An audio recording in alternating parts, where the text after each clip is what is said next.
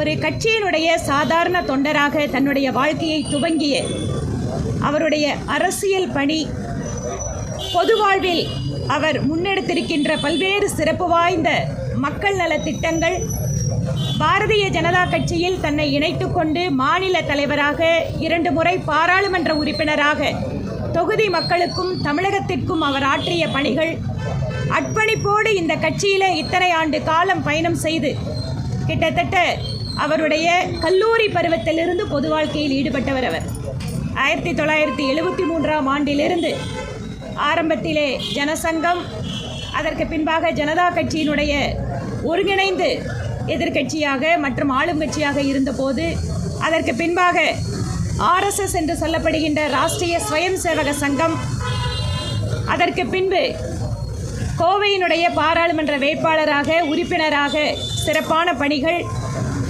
மாநில தலைவராக மிக சிறப்பான பங்களிப்பு, அதற்கு பின்பாக பல்வேறு நிலைகளில் தேசிய செயற்குழு உறுப்பினர், கேரள மாநிலத்தினுடைய பொறுப்பாளர் என்று பல்வேறு பணிகளை கட்சி அங்கீகாரம் செய்து அவரை ஜார்க்கண்ட் மாநிலத்தினுடைய ஆளுநராக அமர்த்தி அழகு பார்த்தது.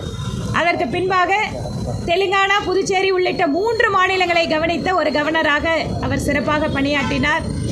2024 தேர்தலுக்கு பின்பாக மகாராஷ்டிரா ஆளுநராக, இங்கே நம்முடைய பகுதியிலே இதற்கு முன்பாக மறைந்த திரு சி. சுப்பிரமணியம் அவர்களுக்கு பின்பாக மகாராஷ்டிராவினுடைய ஆளுநராக மிக சிறப்பாக பணியாற்றி வருகின்ற சூழலில் இன்று இந்திய தேசத்தினுடைய துணை குடியரசுத் தலைவராக நம்முடைய தமிழர், நம் பகுதியை சார்ந்த, கட்சியிலே அத்தனை பேரையும் அரவணைத்து செல்கின்ற, கட்சியிலே தீவிரமாக பணியாற்றிய, எங்களுக்கெல்லாம் ஒரு உதாரணமாக இருக்கக்கூடிய அன்பு அண்ணன் மரியாதைக்குரிய திரு CP ராதாகிருஷ்ணன் அவர்களுடைய பணி மென்மேலும் சிறக்க வேண்டும்.